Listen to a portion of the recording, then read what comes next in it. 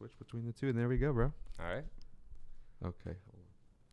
Oh, I'm in auto, so I shouldn't have to worry about it. Let's hope. Yes, sir. Yes, sir. All right. That's it. We're already started. Look at that. How you feeling? I'm feeling good. How about you? Doing good, man. Doing good. Thank you so much for coming to the show. Welcome to the Saturday Santos show, where we have some great convos with some great people. And today we have Kelton Owen. How you doing, buddy? I'm doing well. Dude, thank you so much for stopping by. I really appreciate it. Dude, thanks for having me. I mean, known each other for a while, so it's good that we're finally able to get together, sit down. I know. We've been talking about this for just a moment. I know. I think since Black Horror. Yeah. And I'm glad we finally get to do it. Honestly. It's just, it can get crazy with the schedule, I know. It man. really can. And with the last production we were on, like 4 weeks nonstop, like no days off. And 4 that's weeks? partly me. Okay. But that's just how I work. Gotcha. And there was some stuff where I didn't have time to get what I needed. Gotcha. You Stuff mean like like for the gig? Mm-hmm. Oh, okay. So yeah, a quick introduction. Myself and Kelton met at, I want to say it was Black Horror, It was, I think. and then or some way way through that production, and Yeah. then you were on Gospel Christmas as well. I wasn't. I missed No? that one. Was. That's right. That's right. Oh, we missed you, buddy. I know. Everybody kept telling me that they wanted me on that production. I was like, Yeah. I'm sorry. I didn't want to take a spot. I had a wedding. Oh, okay. Is that what went down? Mm-hmm. Ah, how was the wedding? It was good. Yeah. Yeah, my cousin got married. Super happy for him. Yeah. We got like it. So he's the oldest of the three eldest sons, Okay. and then I'm the second, and then my other cousin is the third Okay. of the third family. I see. Yeah. I see. So Got a little family going on. They both got married. Mm-hmm. Still single. Oh, okay. You know, Nothing wrong with that. no, nothing wrong Just with playing the game. it. Taking my time. There you go. There you Make go. sure I do things right. Yeah, of course. Of course. But yeah, no, they love both of their brides. They're both great people. yeah. Super good Christian. Oh, is that right? Yeah, caring people. Do a Oh. lot of works and things like that outside the church. So Dude, that's so cool. Yeah. My dad was a preacher for like most of my life. really, Yeah, dude. Like I was in it to win it Yeah. for so long. I get it. Yeah, yeah. Yeah. Were you the same? Were you like raised as in a Christian household? I was. So most of my mom's side of the family were actually Salvationists in the Salvation Army. Okay.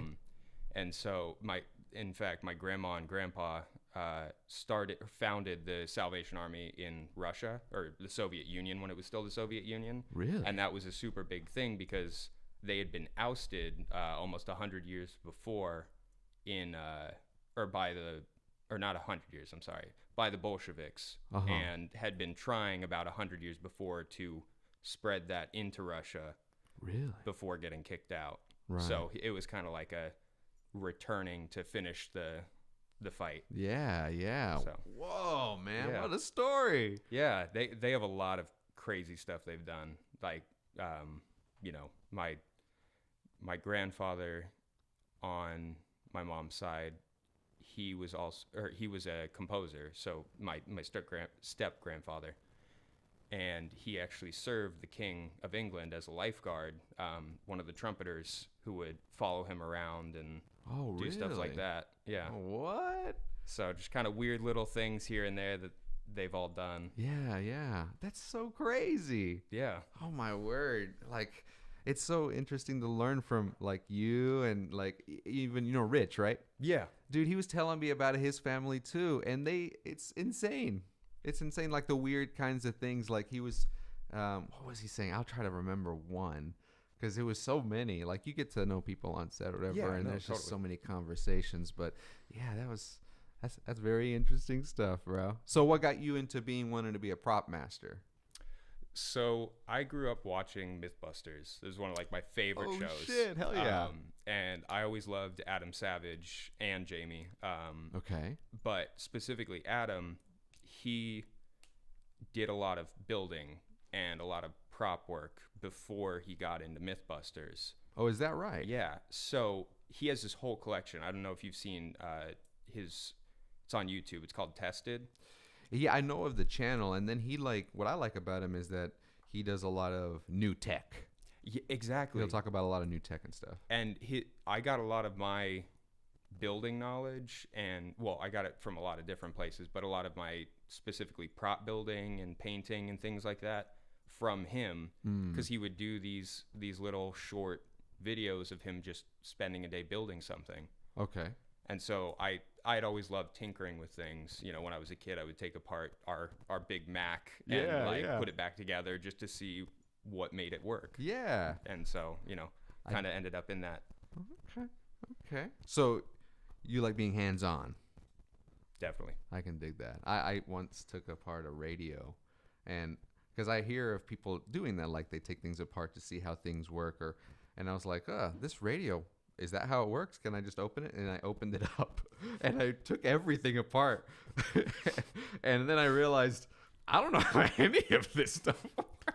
I don't know what to do with it. Yeah. Like, what are these little? I didn't know what the capacitors and shit. And I was just like, how does this work? It was only until like doing an audio class where I realized that you kind of do, what is it? I'm gonna embarrass myself now. Fucking, it's like welding, but not soldering. Yeah, you know exactly. Yeah, what I was talking I know about. what you're talking about. Yeah. I learned a little bit about that, but I mean, when I was a kid, I was an idiot. So, okay, so you wanted to get hands-on with stuff. What made you end up starting to make things like what you made for Stalker? Honestly, that was the first time I'd ever tried anything like that. Yeah? Yeah. Okay. So it was like I had done little crafts and stuff like that throughout my life, but I didn't really like have the time to go out and do what I wanted to, and it just so happens that I fell into this job that I can do that now. And I can spend my time, and I'm getting paid to build things from scratch. Be experimental. Yeah. And so the rubber glass stuff that I got to make. That was something I saw on YouTube a couple days before. Oh shit. And I was like, oh, that would be great. I should make some of that, because then, you know, it's safe for the actors. They can walk around on it. They can very play dramatic. With it. It's dramatic. Yeah. And so I went out and bought some, and I made it. Really? Yeah. Well, what was all in that? So it's a 2-part mixture, and I forget what the actual chemical is. Okay. Or the compound is that it makes, but it's basically this pliable, to a certain point, rubber that when you break it off, it leaves these super clean lines that look like real glass. Okay. But it's made out of this rubber, so it's soft, and you can crush it in your hand and get that, you know, car crash glass kind of break to it. So you can sprinkle pieces down. It looks like someone just shattered a window. No way. So you're saying is like, even though it feels rubbery, it has enough give to make it look like that's breaking that way? Yeah, you can hold it in your hand, and you can break it. Oh, and it looks like it. And if you make it thick enough, you can make it look like a, you know, real piece of glass. Sure. And for the movie, what was it again? It was a like a vase? It was for the wine glasses. For the wine glasses, that's what it was. Okay. Some wine glasses were getting smashed. I had breakaways, but sometimes breakaways you can still cut yourself. Sure. Like, it's not super sharp, but you know, there's a chance if you're handling it or stomping on it, do some damage. Yeah. So try to avoid that. Go with the rubber glass. I dig it. And what about the knife? You made a pretty dope knife, and I think a lockpick too. Yeah. So I made two knives and a lockpick, and the lockpick was a nightmare. Because Why is that? I didn't have time or money to. So what I would have done if I had had the time and the money to do it is milled it out, milled a little channel because I needed a retractable lockpick because she was stabbing someone. Okay, so you have to make it so it was able to go in and out. Yeah, exactly. Okay. So what I was able to come up with was a very rudimentary jerry-rig version of it, and I took a Dremel and basically just tried to mill it out myself, but it ended up being super rough and it would catch, and so it wasn't the best. But the knives I made out of foam, and it's EVA foam, like for cosplay and Oh things shit! like So that. so super malleable. Super malleable, Okay. but you can also harden it into different shapes. So if you heat it with a heat gun, you can then like mold it onto something and it'll retain that shape. Oh, okay. And I you just see. layer it with some Mod Podge or some other sealer. And Really? So Yeah. like you can fold it into stuff. And, Mm-hmm. Wow. Super cool stuff. Okay. And this is stuff that you that you learned that on YouTube as well. Yeah, a lot of it. So I had this concept in my head of what I wanted, and I went out and bought some like styrofoam and some floral blocks and things like that. But those materials aren't super great for stuff that you're going to be stabbing or moving around with a lot. Like, it's good if you Sure. just got it sitting on something. Sure, You know, you- sure. So like almost like a thing that's just a part of the set. Yeah, almost, a display, and Sure. like if you have some swords on the wall, like you could probably make a pretty decent version out. Can you believe that, Alita? I am so sorry. That's hilarious. This fucking dog. You know what a plug looks like? Turning out the lights. All right. There we go. I'm actually gonna give her a treat if you don't mind. No, not at all. Oh Lord, this dog! I swear. I think Look the at you, cat. I think the cat is riling him up too. That's Like- how they are, man. Yeah, yeah. Like he'll get excited, and then she's like, "Maybe I should be excited." If he's excited, then, you know, there's got to be a party going on or something. Yeah, yeah. I may actually give him some food real quick. Do you mind, bro? No, not at all. Okay, cool. If you want, you can yeah. feed her that guy. Hey there. Oh, yeah. I saw that face. I saw that face. There you go. There you go. All right, mister. Let's do the thing. You're wasting my film. There you go, buddy.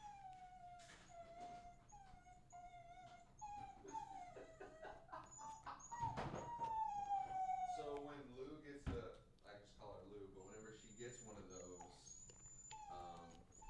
she tends to whine a little bit. I know how sheeps are. Oh, come on, Lou. I think you need a nap. Yeah, let's go. Let's go take a nap. Yeah, you know where I want you to go. Come on. There she is. Lord. Maybe that'll come in just a smidgen. So this is a part of the show. Oh, this is great. Yes. It's yes. real. It's awesome because I was interviewing my old band director. Mm-hmm. Some guy tried to make a delivery during the whole thing, and he wouldn't just leave it. The guy wouldn't just leave The package. The package. He was like, no, "Nah, I need to get in and Yeah, deliver this to his yeah. hands. I gotta have a signature." And I'm like, "I'm in the middle."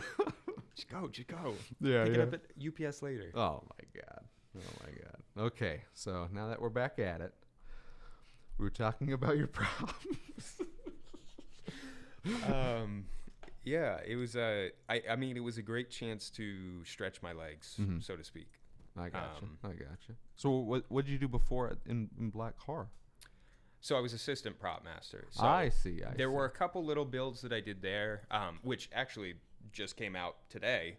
Did it really? It did. Oh yeah. my god. And I watched it, and I'm pretty happy with how it turned out. Really? Yeah. Is the sound okay? The sound is great, as always. I'm glad. I have to admit I was sweating it. No, it was great. I watched a couple little parts and things like that, and very happy. So, you know, some of my stuff got in there. Some of my art Good, and I the bone house that we did. Dude, that looks so sick, man. It looks good On there? Yeah. Really? I'm Oh, happy. I'm super happy with how it turned out. That's awesome. Because I remember looking at it and thinking, what is this?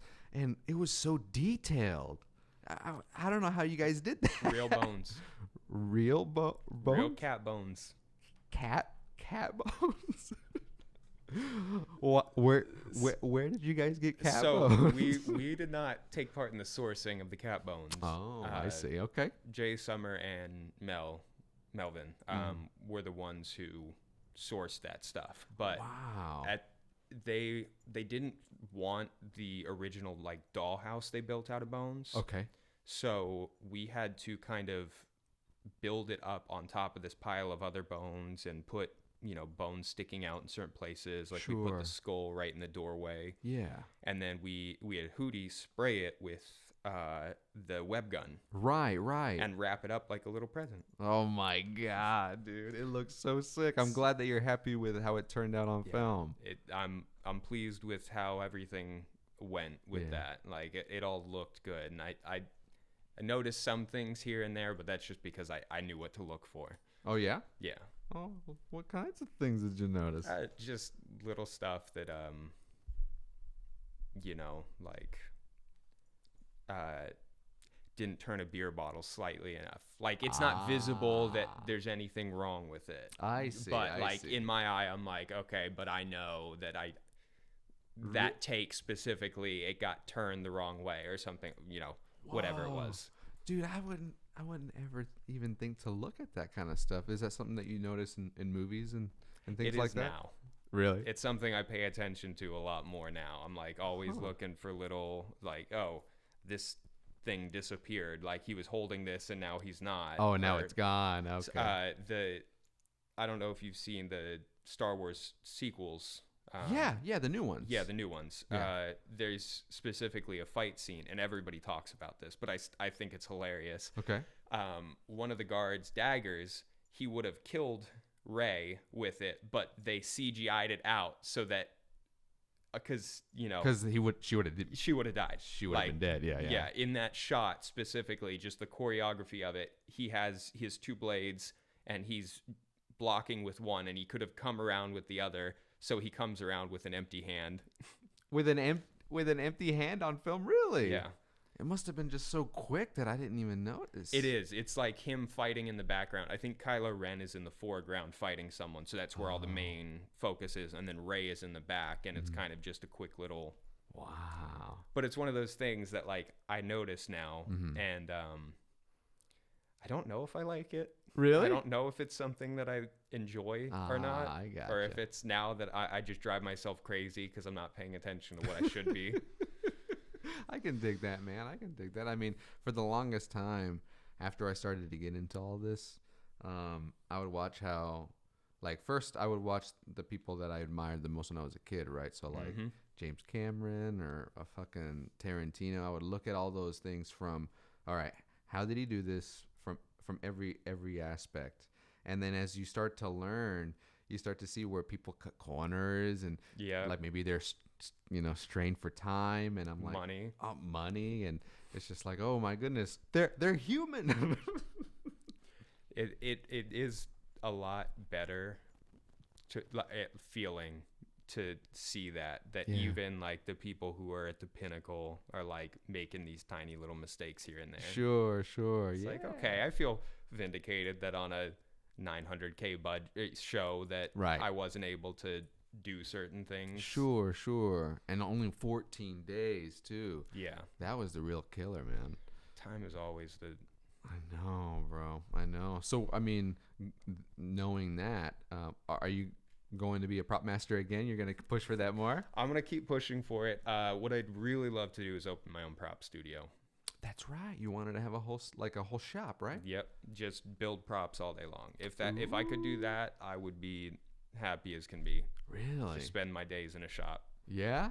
I have to admit, that does sound pretty dope. Yeah, I mean, I don't sounds have really to nice. Talk to anyone. Just have my music playing. I build stuff all day. Yeah, Like, maybe toke up a little bit, get your mind right.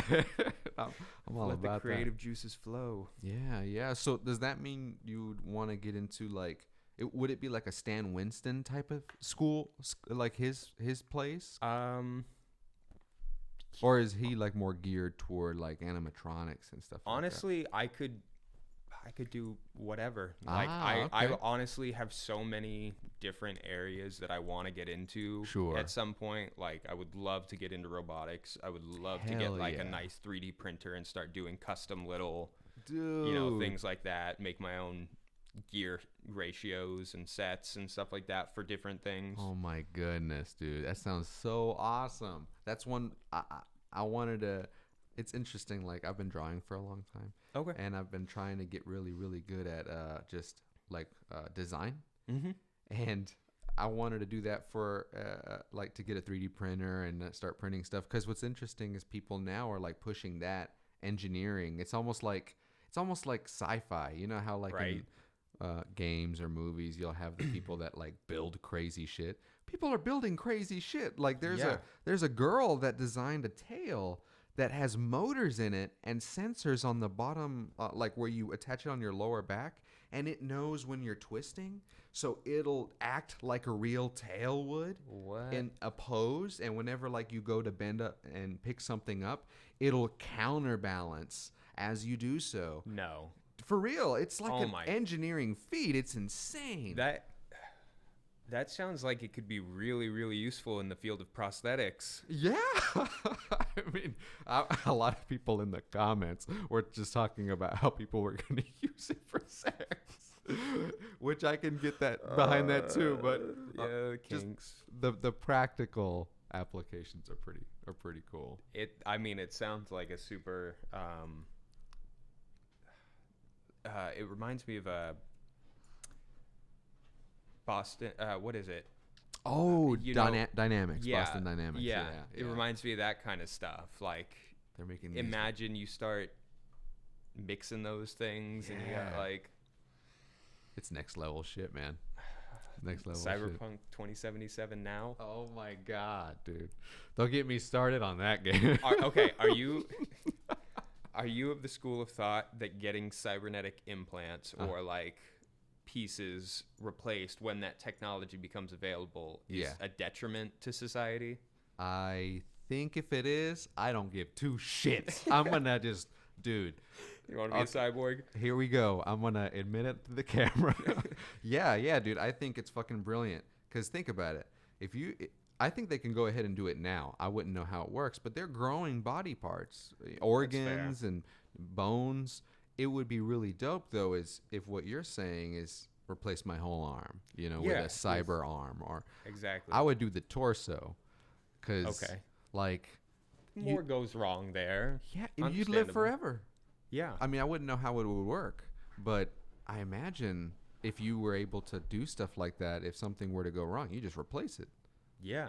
I mean, at that point, it's like any machine. Yeah, Just yeah. replace the part. And Dude, I'm in. How about yourself? I don't know. Deus Ex? Yeah. Mankind divided, bro. Mm, It would be a lot of like knowing us now. I'd have to do it myself. I'd have to build the parts myself. Ooh, see, you're taking it to the next If level. I could get if I could learn the technology from somewhere and then adapt it to my own, because I don't want to run on someone else's software. Sure. I don't. I get that. Even the thought of a pacemaker scares me, Oh, yeah. because like I'm relying on something that I don't have direct control over. And you don't know the mechanisms of how it works. Yeah. I can get that. It's I mean, but to the AI overlords who will see this sometime in the future, And analyze. I love robots. Just so we're clear, Yeah, right. we're all good. Ah, okay. I fucking hate them. So I saw this this video talking about I forget the name of it, but it's something basilisk, and it's this thought that what do you call it? Like almost like a paradox. Okay. Kind of thing. Like a Schrodinger's cat type of thing. Yeah. Where it's like, is it alive or dead in the box? Yeah. So it's basically, if AI becomes powerful enough that it can start using like algorithms to determine whether or not you would be a threat to its safety. Okay. Like it looks at your whole life, all that you've ever done, and it calculates the probability that you would be kind to it or that you would help it. And if you didn't, then it could enact the Matrix. Right.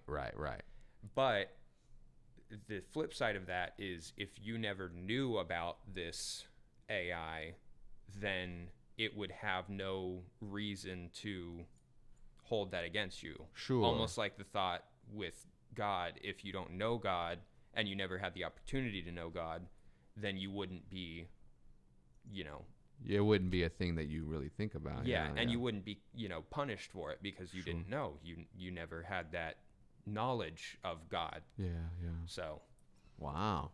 Taking it deep places, my man. it's like, I mean, just watched the video the other night and I was like, That's I pretty. like robots. Yeah, yeah. Well, AI is cool. how do you feel about the Elon plant thing?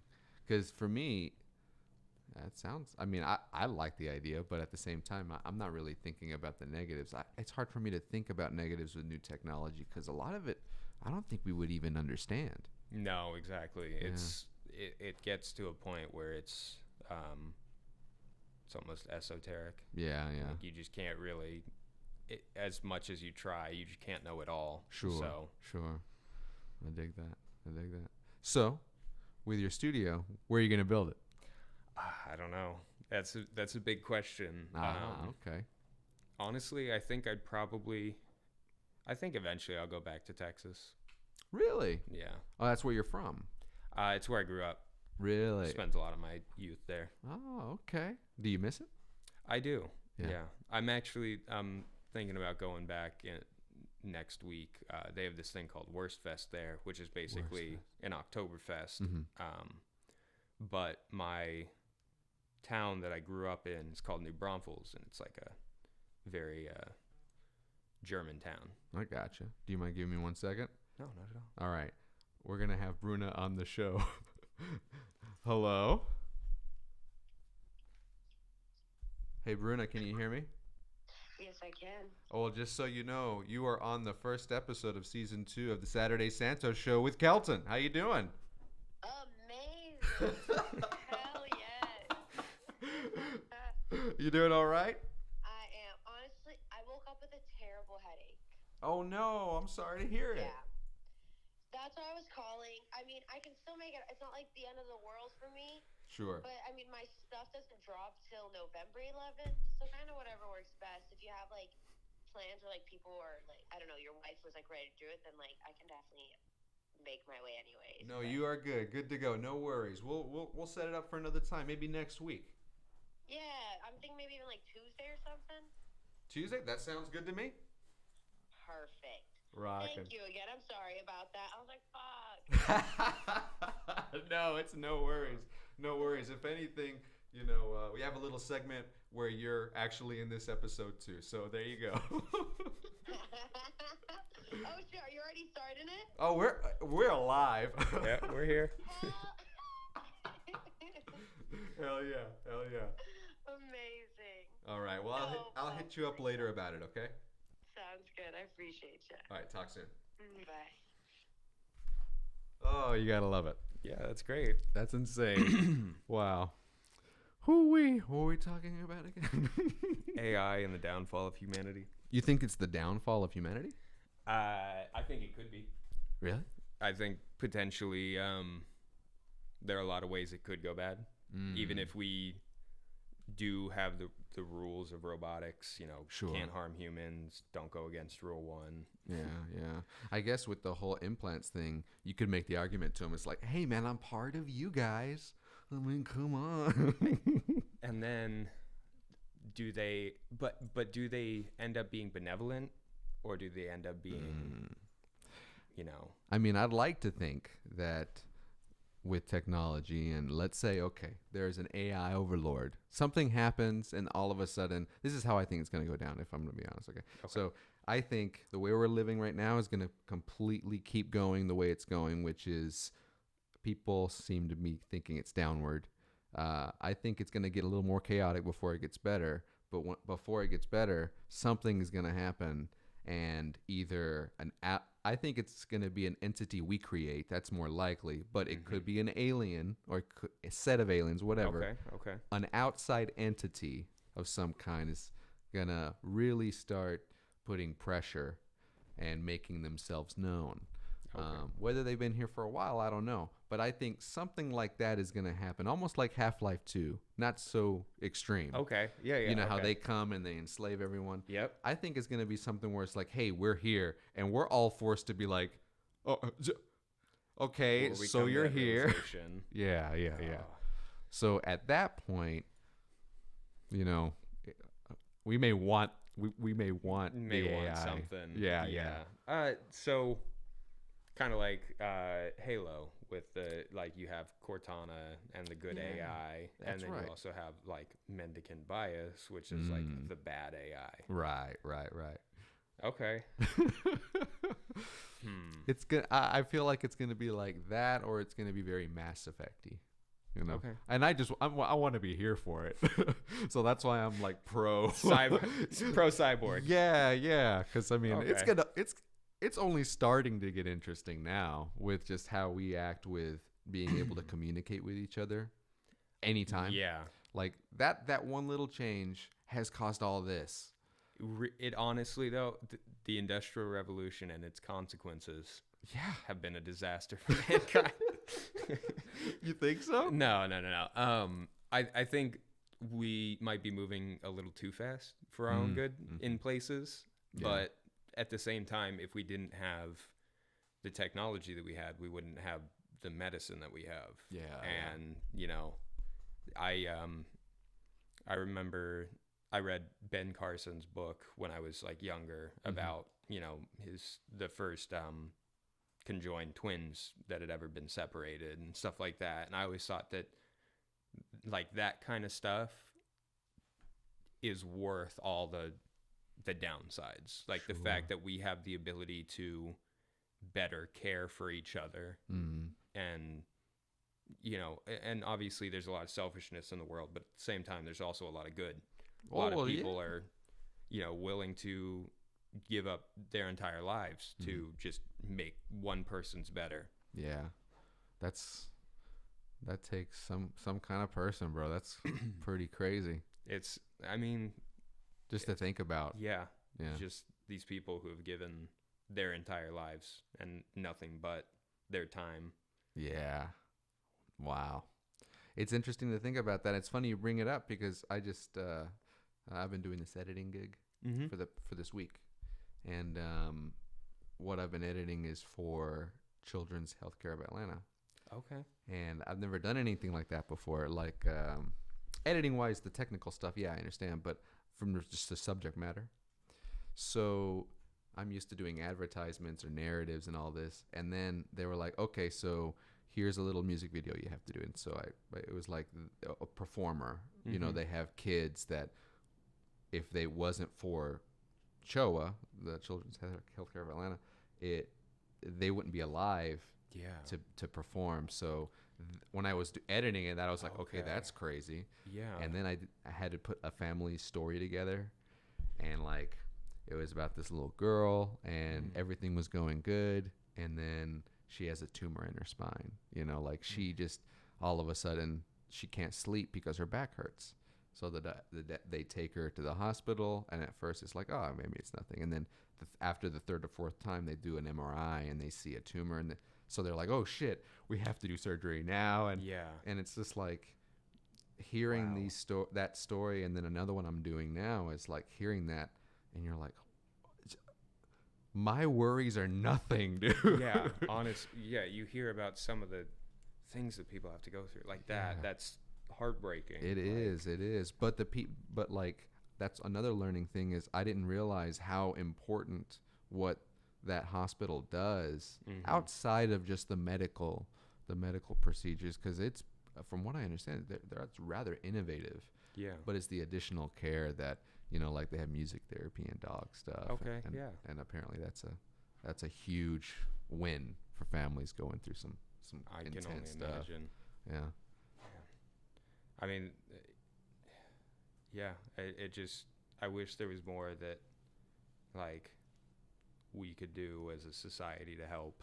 Yeah. Like, those most in need. And it's hard to enact change on, like, a grand scale, especially with the way our political system is set up. It's just really hard to... You think so? Yeah.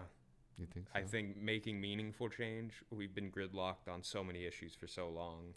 Like healthcare stuff, stuff with immigration. Yeah. Like there's so many ways that we could fix things, and it's just like no one wants to because there's no money to be made or whatever the reason is. Yeah. I've always asked, like, So like I have Shiba like on crypto or whatever. Me too. Yeah, dude, isn't it crazy? What the fuck? Dude, I'm up like $200. Like it's insane, it's man. like, okay. I was like, holy shit. But so with that, I have a cutoff. You know, like, okay, I have my goals. I'm patient. It's just there. Yeah. We'll just roll the dice, and if by this time I get this, then I'll be out. Or if I end up, waiting for this, then I'm out. I feel like I have a pretty good understanding of just when to bow out, when to be like, this is enough. I'm okay. Yeah. And then you read that Elon Musk just made $36 billion in a day, and we're talking about change. And I'm like, okay. And then you think about how companies are basically fucking dynasties at this point. Jeff Bezos, dude, you really gonna tell me that like the rest of his family for the next 10 generations ever have to worry about anything? No. Never. He has an empire. Yeah. It's ridiculous the amount of money some of these billionaires have. And like I'm not one of the eat the rich kind of people. Sure.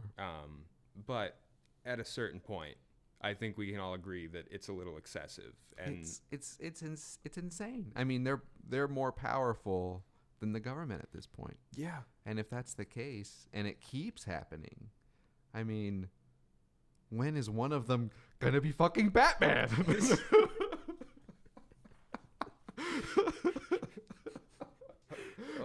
Dude, I can't imagine any of those old geriatrics trying to run around as But just even as even not even a literal interpretation, like when is one of them gonna do something where like is more substantial? Like with Bezos, right? He's never gonna have to, we just said he's never gonna have to worry about anything, so why not pay their workers like twice as much? Like you can cut your own bottom line and be fine. Like you can take or cut back on expenses. You can like change some things about your lifestyle. They don't need hundreds of mansions and private jets and cars and all this. And I get it. It's the material thing too, because everybody wants material wealth and everybody wants to be something, and that's status symbols. But it's like, at a certain point, just when is enough? Yeah. I mean, I don't know, man. I've had to do some shoots with like really nice people's homes, like even the one we did for Stockard, like that one big place. But what the fuck? Like even in my richest, I probably wouldn't ever live in a place like that. It's just, for me, it's too big. Like I was getting a little lost. It's nice, but dude, I've always said I could live in a box, like a square, 4 walls and a roof, and a mattress on the floor, and I would be content. Yeah. Like if I had my tools and like I could build, I could sleep on a mattress on the floor and be completely happy.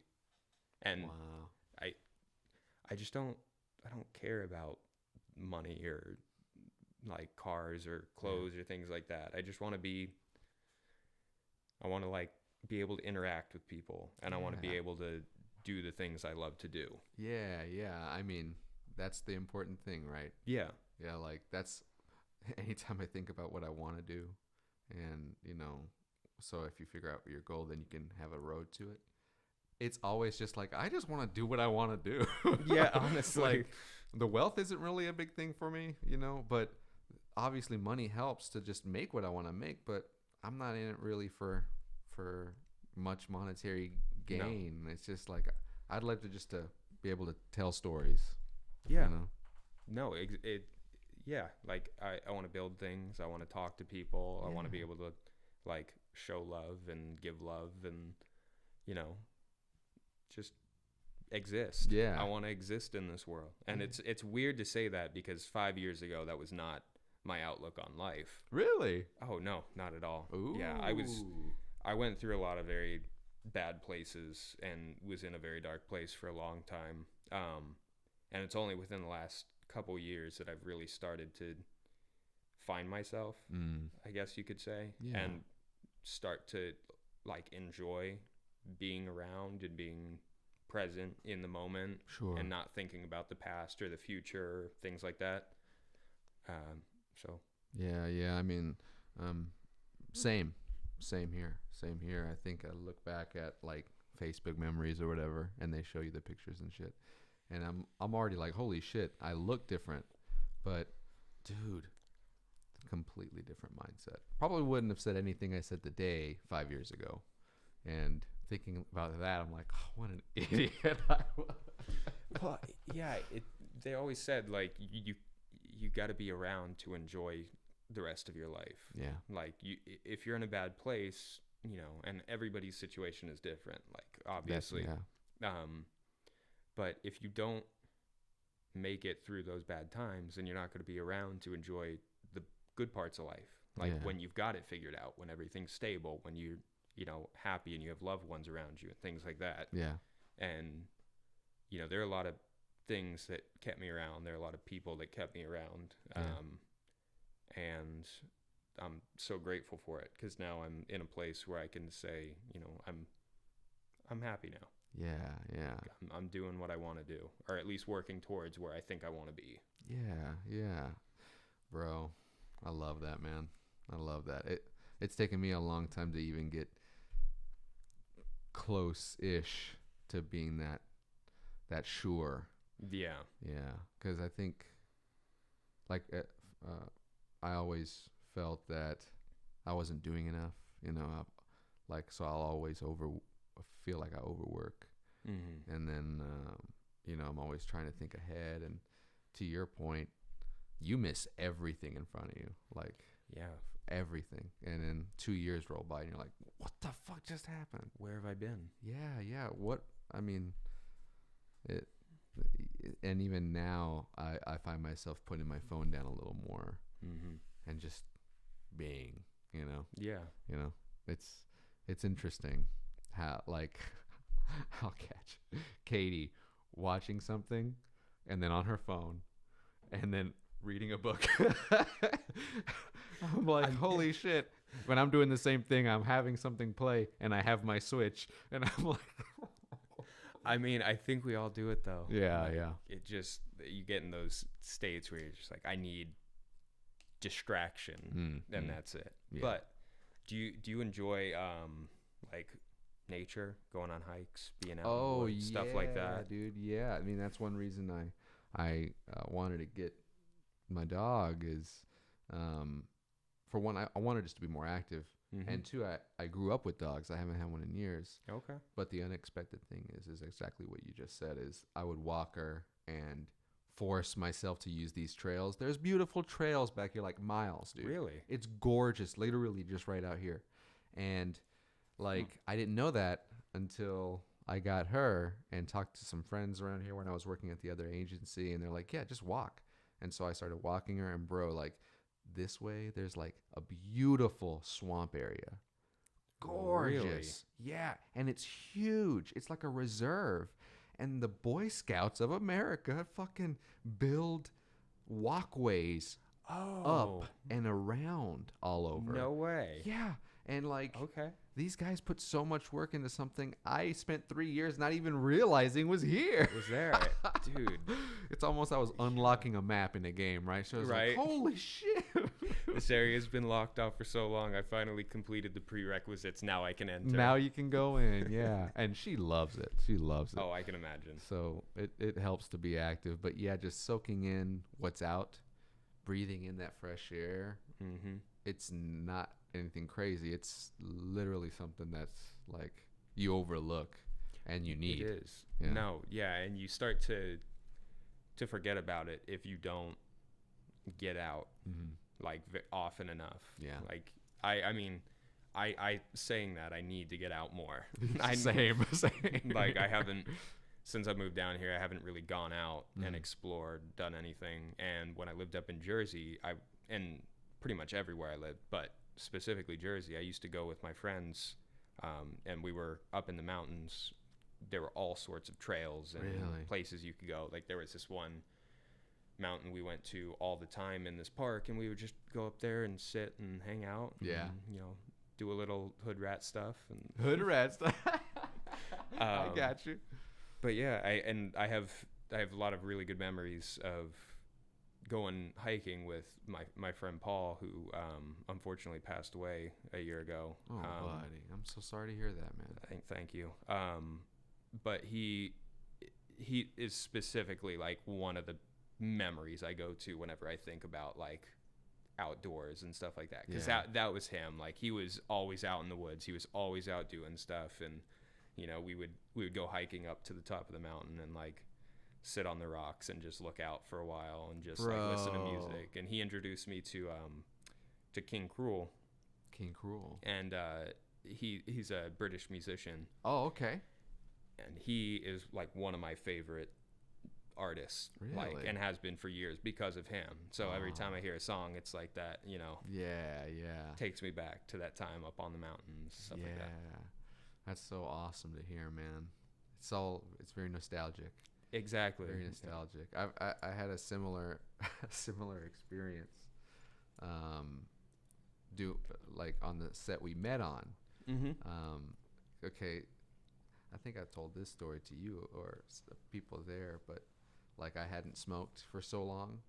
Like, I've always smoked weed, but I didn't smoke cigarettes for like 10 years, 11 years, something like that. And then with the production, because it was just so long and there was so much downtime, I bought a pack of Luckies and I started smoking.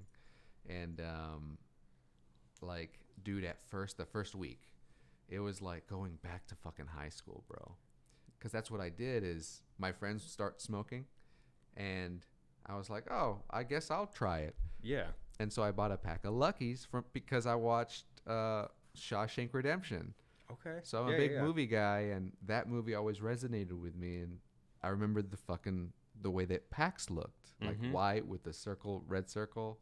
And I was like, and they made a very fair point in there. It's like unfiltered. So of course my dumbass 16-year-old self got fucking unfiltered Luckies. I could, dude. What the hell? They should be illegal. Just because they're so harsh. I know your lungs hurt. Oh my god, dude. Oh. Yeah, I smoked cigarettes when I like got out of high school and was working in HVAC because everybody smoked, and a 5 to 10 minute break every couple hours isn't too bad. It helps, yeah. So my friend smoked number 27s, and he taught me about the Lucky. You know, like you pop the Lucky up and then flip it around and stuff like that. Hell and yeah. So that was like my smoke of choice for a while, and that Lucky was always like my okay. Today's gonna be a good day. Right. Please. Oh, yeah, that's right. I love that, man. But word. That's crazy that they still make Lucky Strikes. Yeah, and the smell. See, that was the big thing. That's what really brought me back. Was tasted it. That was great, but the smell. It was something about it that was like it was like I was in the basement with my friends playing fucking pool. You know? Yeah. It's just wow. It was crazy to think about. It's funny that smells have such a nostalgic, what would you even call it, effect on people? Yeah. Like, almost. They say it's more than taste. It's like stronger, almost, like you see things. And it sticks in your memory in a way that like no other sense does. Like when you think about something that you've seen, you don't necessarily think about the sounds associated with it unless you try. Like it's usually just, at least in my head, I think it's usually just an image.